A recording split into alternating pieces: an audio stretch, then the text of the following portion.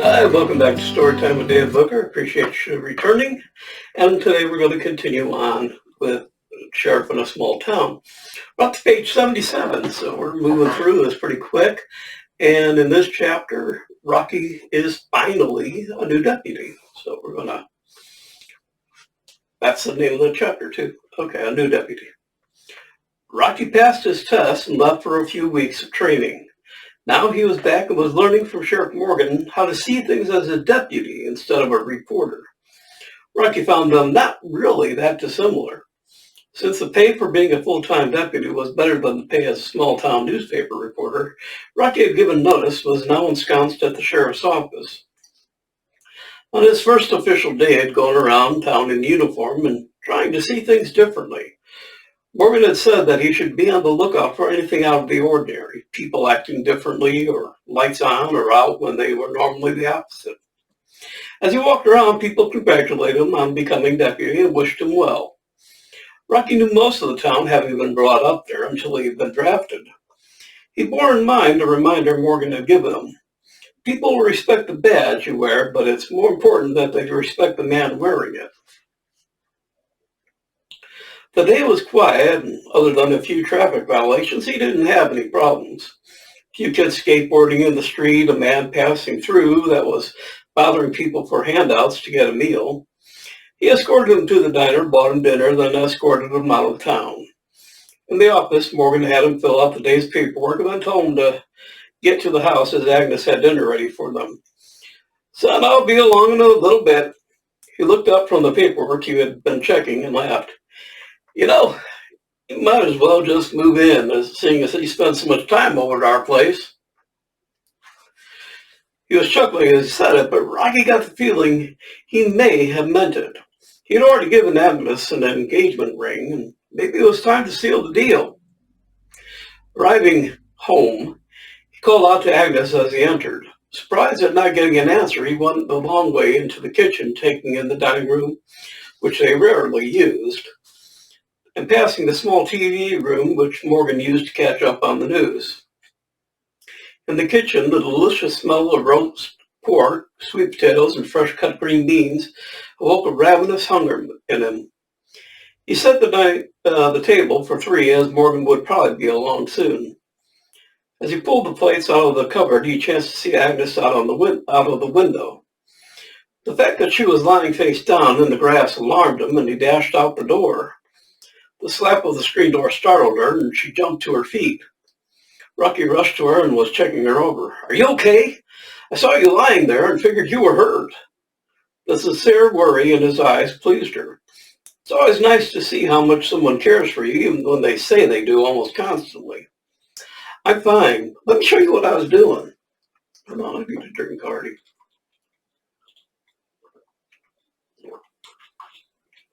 Ooh. I do not drink soda after consuming some peppermints. Okay. She laid down, taking her dress under her, and proceeded to elbow crawl around the lawn. Looking back over her shoulder, she grinned. Rocky was impressed. "You got it almost right. Keep your upper body raised just a little more and rest on your forearms and knees." He approached and noticed she was heading towards the rocky patch. "Here, let me show you an easier way to crawl when there are rocks and stuff in your way. And you have to move quiet." He got down and raised up his body on forearms and toes. This was the way he had crawled silently behind the man a while ago. If you do it right, it's silent, but it's hard to hold yourself up after a while until your abdominals get stronger. For now, it's best used for short distances. They proceeded to crawl together, maneuvering around as quiet as they could, speeding up, slowing down, even trying to hide in the grass when they needed to stop. Morgan shouted from the kitchen, "What the hell are you two doing?" They jumped up and brushed themselves off. Agness rushed inside and kissed her father. "I wanted to try and do the crawl Rocky did. It's actually kind of fun." Her father flopped in a chair and looked daggers at Rocky when he came in. "You're a bad influence on my daughter, son." Rocky gathered Agness into his arms and kissed her lovingly. "Aren't I, though?" He helped Agness bring food to the table and then sat down himself. Over dinner, Rocky told of his exploits of daring do as his first day as deputy. Unknown to Rocky, Sheriff Morgan had gone around town after Rocky left to get people's impression of this new deputy. All reports were favorable.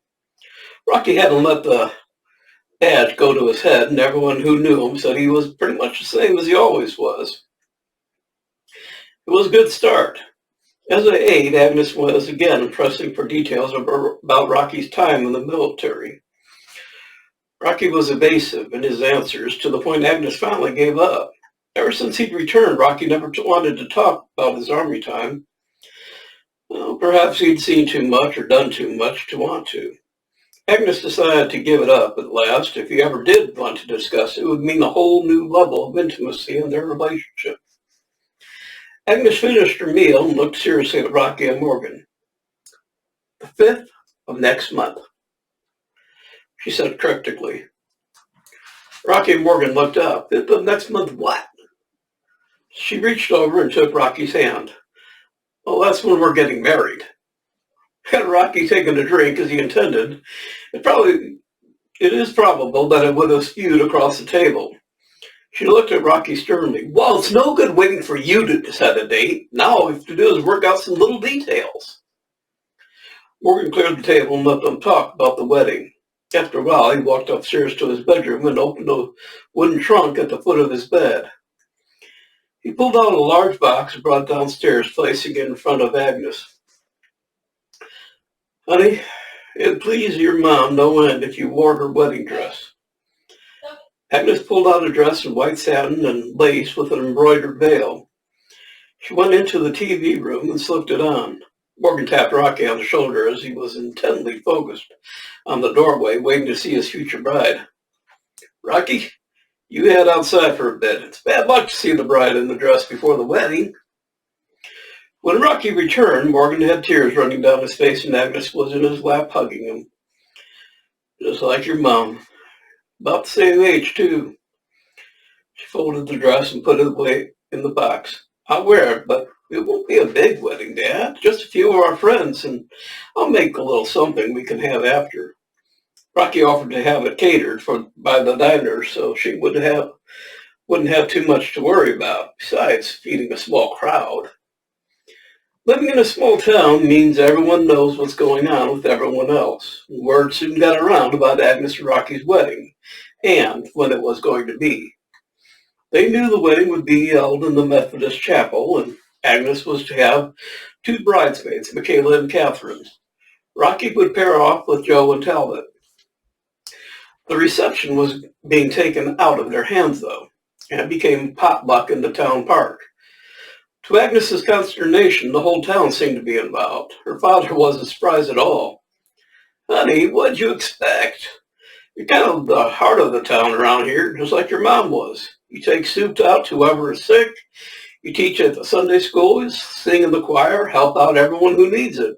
You think they'd let you have a quiet little wedding? No, ma'am, you didn't stand a chance in Hades." Agness was a little bemused at the commotion, but realized you reap what you sow. And she had followed in her mother's footsteps in being ever ready to help whoever and whenever it was needed. The town had done them proud. Bunting covered the park, food was everywhere, and the band was playing nonstop except for the actual wedding. The wedding was moved to the grandstand when it was realized the chapel was far too small for the assembly. It embarrassed Rocky to have his love for Agness laid bare before so many. He was realistic to know that most of this was on Agnes's account, though he hoped a little was for him. Their kiss was greeted with loud applause, and the party that followed lasted well into the early hours. The first night as husband and wife made Rocky feel it was worth the wait, and glad Agness had taken the lead in getting them to this point. Agness was up early and had breakfast going. Morgan admonished her for rising so early. "I'd have been okay with a bowl of cornflakes." Agness was whipping up a batch of pancakes and sausage, singing cheerfully as she worked. Rocky came down, dressed for work, and made coffee. In his hand were the keys to his house. They were trying to decide whether to keep it or put it on the market. As they discussed Rocky's place, Morgan asked to see it. Handing over the keys, Morgan told Rocky he'd meet him at the office. He headed out after breakfast, and Rocky said a passionate goodbye to Agness. Why do you think he wanted to see my place for? Well, you probably know someone who might want to buy it. Sheriff's office is as good a place as a dry goods store for gossip. Agness shooed Rocky out the door. Makayla was coming over, and she wanted to make some banana bread before she got there. Excuse me.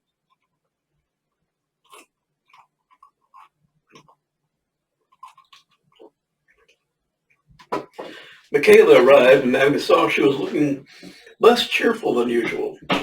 She said she was a little put out at something that happened to her at the store. I don't know what to do. There's a man who keeps, bumping into me. The tone of her voice made Agness stop and what she was doing and sit down attentively. Makayla described how the man would rush up on her from behind, then excuse himself, saying he needed to get something from a top shelf. She complained to the manager but there didn't seem to be anything that they could do. Agness was going to call Rocky, but suddenly stopped and put down the phone. He gets that close to you? Makayla shuddered. Right up on me, and if I tell Talbot, I'm afraid he'll kill him. Agness did some quick thinking. She knew it would be hard to press charges on something like this, but there was another way to deal with it that might just work. Come on outside. I want to teach you something Rocky taught me the other day. Makayla followed hesitantly as Agness led her out onto the lawn. Agness explained how to do a back leg sweep and then had Makayla try it on her. After sufficient practice, Makayla was able to do it easily and naturally, to the point it would look like the man had just slipped. Agness brought out a pair of shoes with a fine-toed point. It was fortunate they fit Makayla perfectly. Once he's down, a swift kick to the groin, a swift kick on what he was using to rub up on you should deter him from now on. The two women laughed and went shopping to put the theory into practice. Agness stopped surreptitiously at a kitchen drawer and pulled out a pair of brass knuckles she used to pound beefsteak. She slid them in her purse just in case. It was a nice day, so they walked to the store. Outside, Agness let Makayla enter first. She would follow soon and wait at the end of the baking aisle while Makayla looked over the boxed mixes. They chose this aisle as it was in view of the checkout. If this loser was going to try anything, the front might see it, and Agness would be backup should anything go wrong. She would also be a witness if everything went right. Agness was busying herself going over the spices at the end of the aisle when the man Makayla had described rounded the corner. He was a head taller than herself, so she judged him to be about 5'8" or so. Not exactly heavy, but heavy set, and he smelled of beer and dirty body odors. He came up to where Makayla was, and she saw Makayla bunch up and then relax so she could do what she needed. The man uttered a sigh as he approached her from behind. When his body came close enough for contact, Makayla swept her leg back and hit him in the upper chest with her head. He went backward swiftly, landing hard. Makayla turned and tripped over his foot, and striking him in the groin as she stumbled. The man grasped at his crotch and groaned. Agness grabbed Makayla as she approached, and the two ladies glided happily out of the store. They headed over to the sheriff's office and told Rocky and Morgan about what happened on the off chance that the man lodged a complaint. You took quite a chance, young lady, Morgan admonished her. Makayla put her hands on her hips and snorted. Nobody seemed to want to do anything, so I had no choice but to take it in my own hands. No woman around here was safe from that pervert. Rocky congratulated her on her actions, and Morgan glared at his deputy. Now, don't you go encouraging her. Rocky became firm. Sheriff, she's right. Someone does something like that, and then when she goes and tells anyone, there isn't anything that's done. I don't like it. Woman's got a right to protect herself, and what's more, not only do I encourage it, but I'm also going to see about setting up a self-defense class for the ladies. Morgan looked around and saw he was outnumbered. Rock, if you do this, it's going to raise one hell of a commotion. The look on Agness and Makayla's face was one of reproach that made the sheriff realize and he was in the wrong. Reluctantly, he agreed.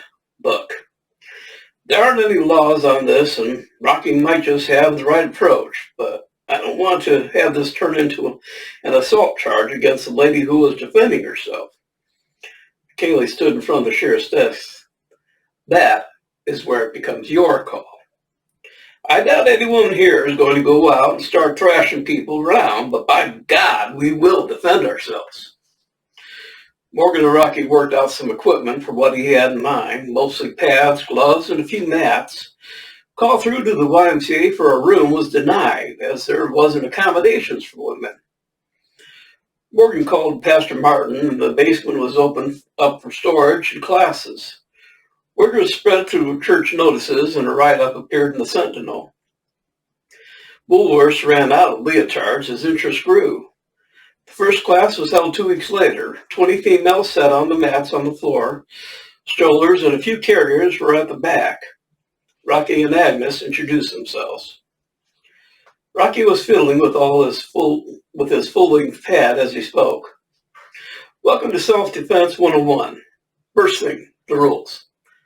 There aren't any. The ladies looked puzzled. Agness took up the thread.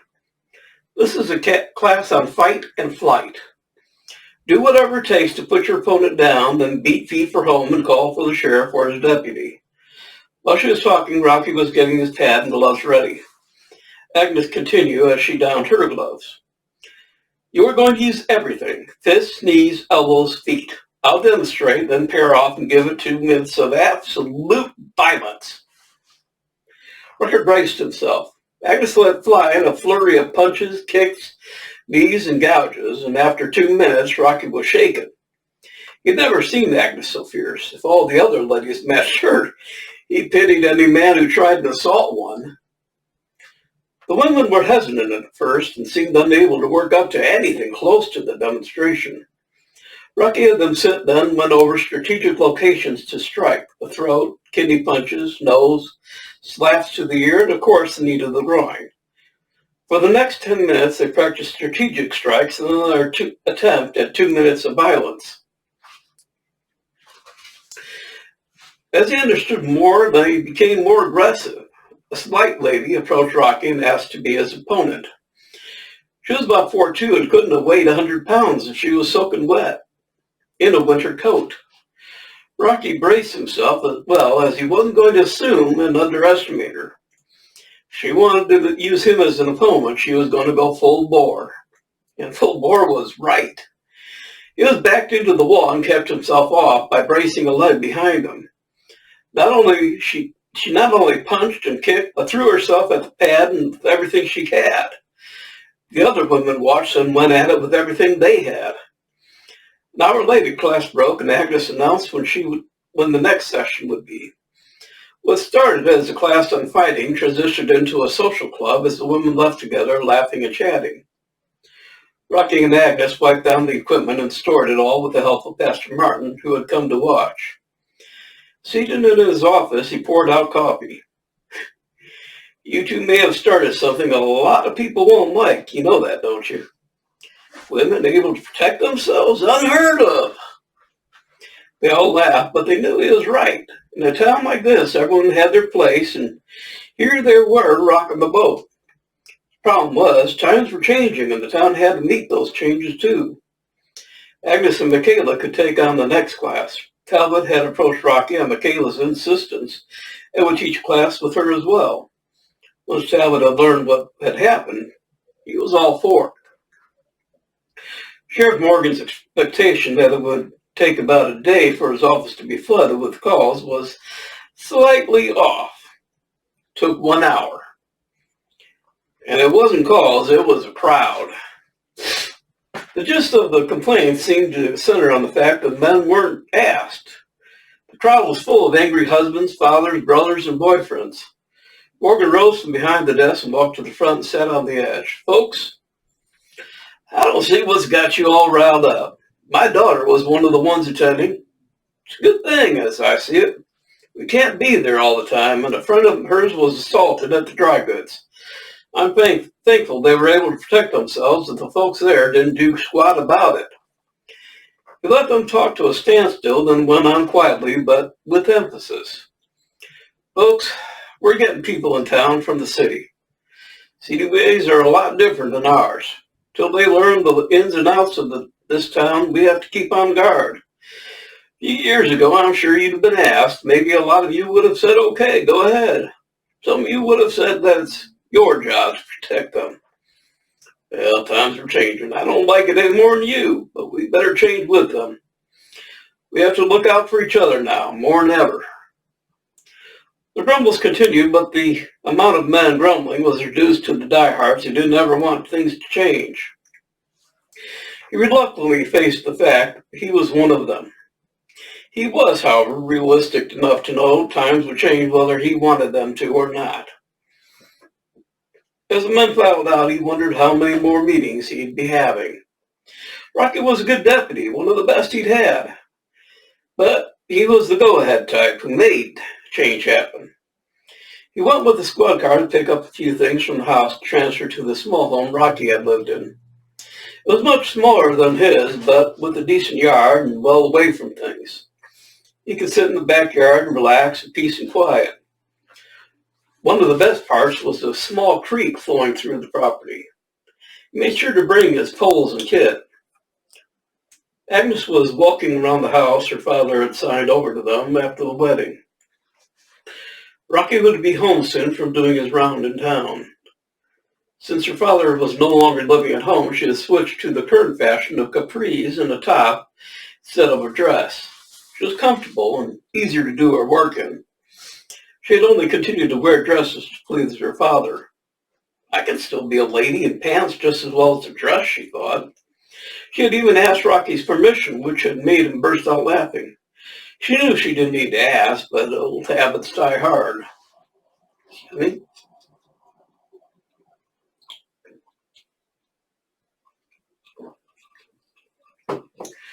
Rocky came home tired. His routine dictated a little workout after a tiring day to get the kinks out of his muscles.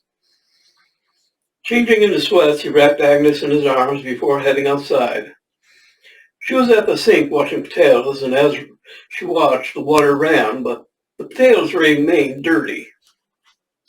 Rocky was doing, excuse me, I'm having a hard time speaking. Rocky was doing something new, and she was astonished. He would drop to a squat, kick back, do a push-up, then with a push-up with a clap. Then when he pushed off, he sprang upright into a squat in midair and then stood. How he had the strength to do the squat from prone, she couldn't guess. She had been trying to follow his workouts as much as she could, made her feel good and kept her in shape. Tonight, Makayla and Talbot would be stopping by to talk over the lessons at church, and it might be interesting to add some workouts too. Tomorrow would be their turn. She wanted to think up some new things to show. Rocky and Morgan were sitting in the Cup of Joe's diner having an after-breakfast breakfast. To Morgan, eating was one of life's greatest pleasures, and he was active enough to escape with only a small pouch and a slightly tighter belt. Morgan pulled a pamphlet out of his pocket and handed it over to Rocky. You got to notice the county's setting us up with a computer system. Should help a lot and get information about what's going on to us a lot faster. He spoke without enthusiasm, but Rocky reached for the pamphlet and read it through eagerly. He'd been hearing about the new crime data collection systems making the rounds and was hoping they'd get one soon. It would correlate data and show trends for the area. Morgan was hoping it would take a while to get theirs. He'd always thought of their town as isolated, away from all the bad in the world, a haven of rest and security. Now the rest of the world was rearing itself into his portion, and he just didn't want it. They finished eating, chatting over the day's projects and watching the town awake. The young lady walked past in pants, button shirt, and sweater vest. This change in fashion was growing too. She looked a lot like Agness, but his Agness wouldn't be seen dead in pants. She's always dressed as a lady should, in a dress and heels or flats. It was one of the comforting things in his life that she hadn't changed. The lady turned, spied them, and broke into a wide smile. She came inside and sat with them, ordering a second breakfast. Morgan looked wide-eyed at his daughter, then at Rocky. Rocky, you're all right with this? Rocky looked at Morgan, uncertain what he was talking about. What's wrong with her having another breakfast? Not bad. What she's wearing, or rather what she's not wearing. Rocky whispered in Agnes's ear. What's he talking about? You're not wearing a bra or underpants or something? Agness snorted. Dad, are you talking about me not wearing a dress? Yeah, when did you start wearing trousers? Dad, they're ladies' pants, and look out the window. Half the people you see are wearing them, too. She was right. Lots of women in town were wearing them. Well, why should his daughter be an exception? She put her hand on his. Dad, they're comfortable and easier to wear when I'm working in the garden. I always change into a dress when I knew you were coming home so as not to shock you. Now you're not there anymore, and I dress the way I want to. A look of frustration came over Morgan's face. She patted his hand.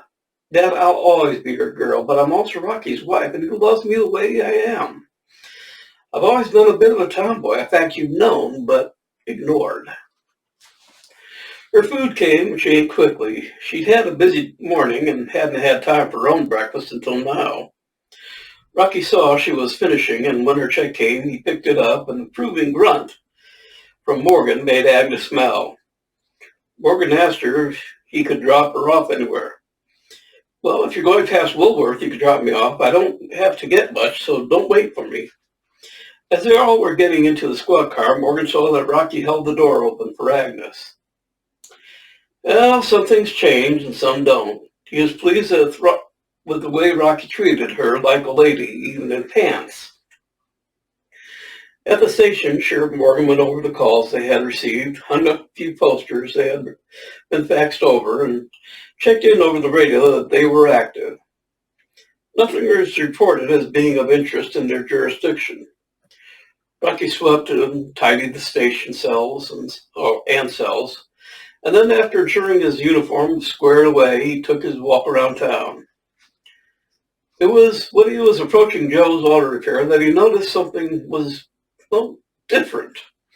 He couldn't put his finger on it until he walked closer to the front, and that's when he realized the front door was closed, but the open sign was lit.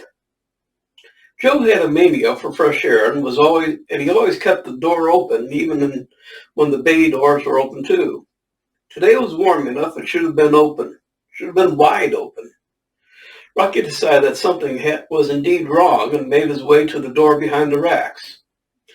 Lucky for them all, Joe kept his place in good repair, including oiling and greasing the doors frequently.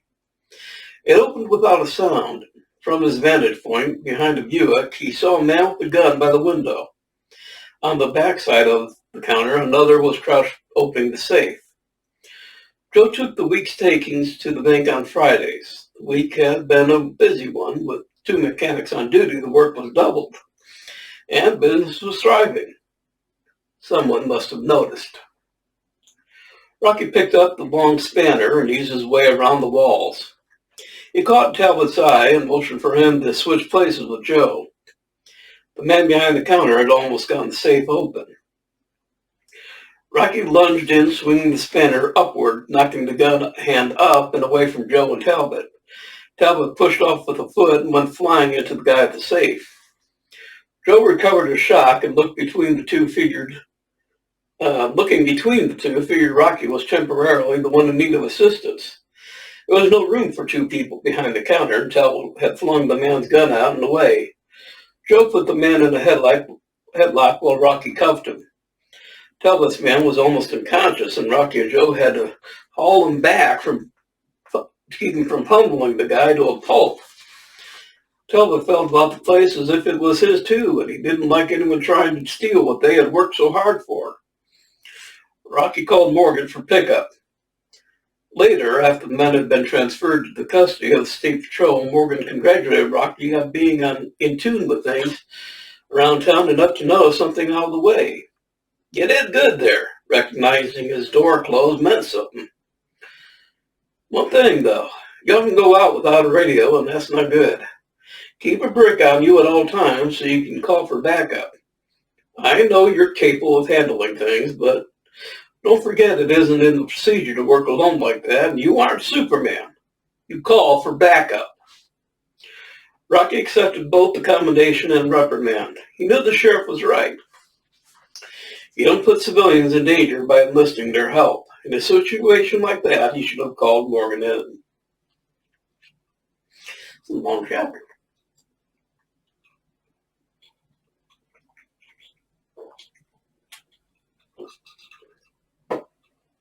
Rocky took the squad car to check out the outlying section of their jurisdiction.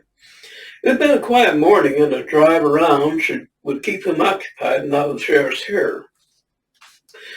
Sweeping past the lake, he waved at Agness, who was fighting a huge trout.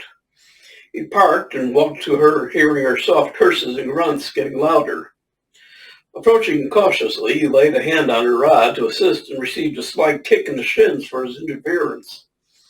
She was determined to land this fish, or if it got away, it was because the fish was the better of the two. She would respect it. She wasn't about to cheat and call in help when it couldn't.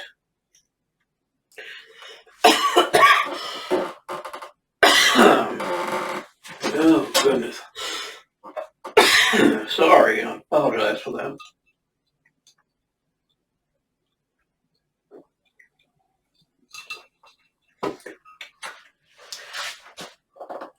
Rocky marveled, not for the first time, at her sense of fair play. Sitting on a stump, he watched her struggle. The pole was bent almost double, and she was dug in with one foot outstretched and the heel dug into the muddy grass. Slowly she reeled in the monster. Every time it leapt in the air, she pulled and brought him that much closer. The sun shimmering on the ripples and spray made the lake livelier than normal. The fierce fight brought foam to the shore as the fish was edging closer. She finally had him close enough to just drag him on land. She sat down and removed the hook while he continued to thrash and roll. It was only time that would tell if he could regain the water, or if Agness would have the last word. Agness was exhausted and too weak to continue. She cast a wary eye to ensure Rocky didn't interfere. This was between the fish and her. A slap of the tail and a full roll, when the fish gained the water and swam off, leaving a trail of dirty water behind him. Agness saluted him and gathered the few smaller trout she had caught and asked for a ride home. Okay, just got a couple more pages. After dropping her off, he continued his tour. The outlying area was populated by thick wooded homesteads, cabins, and fields, plus a few lakefront properties. Taking a seldom used road, he traversed the border of his territory. Parking the squad car, he hoofed it through the woods towards a clearing. He had spotted some deer and wanted a closer look. The area he approached was full of young plants the deer were enjoying with relish. He leaned against a tree and pulled a leafy stem to chew on. It had a woody pine smell with a slight hint of mango. It was pleasant to chew on, and he could understand the deer's enthusiasm. Putting a few into his pocket, he headed off to finish his circuit. Stopped off home for lunch, and as he ate, Agness was hanging up his jacket. From the coat closet, he could hear her laughing. She was still laughing as she walked into the kitchen with a handful of his sprigs. Rocky, you're the last person I would have expected. Rocky looked puzzled at what she was talking about. Just some shoots I saw the deer eating. Tried them. They're pretty good. What's the big deal? She sat down on his lap and put her arms around his neck. My dear innocent husband, you were chewing on cannabis. You know, marijuana. Here you are, deputy, and you're doing illegal drugs on duty, too. Rocky was aghast. He had experience of smoking a joint or two while over in Vietnam, but had never seen it growing it before. Apparently it hadn't affected him, but he felt ashamed of himself, A, for not recognizing it, and B, for ingesting it on duty. He grabbed his coat and headed over to bare his soul to the sheriff. Sheriff Morgan laughed harder than his daughter had. Rocky, I appreciate your integrity in bringing it to my attention, but don't worry about it. Eating a young plant won't do anything for you or to you. Can't say I'd have been too concerned if you smoked it a little either. Rocky was shocked. This coming from such a straight-laced sheriff was astonishing.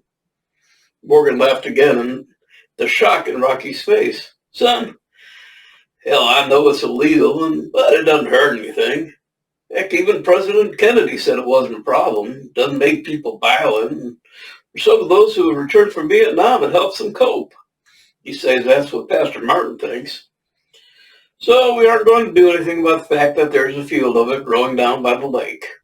The sheriff shook his head. It's not a problem, and they're not going to raise a fuss by torching it. Besides, deer will probably keep it in check anyways. So we are now up to page 95. Next one is Blame Game. So we'll start reading that in a couple of days. So that's it for today. I appreciate your dropping by. I look forward to seeing you again next time we do a reading. If you are enjoying these, please leave comments, like, subscribe, whatever you want to do. If you don't like them, tell me that you'd rather have me read something else. Let me know. If you're an author and you want me to read your books on here, or at least a portion of them, let me know. I've done it for several authors that I've enjoyed reading their books. So I'm always looking for something new. And that's it. So have a good day, and I look forward to seeing you again very soon. Bye.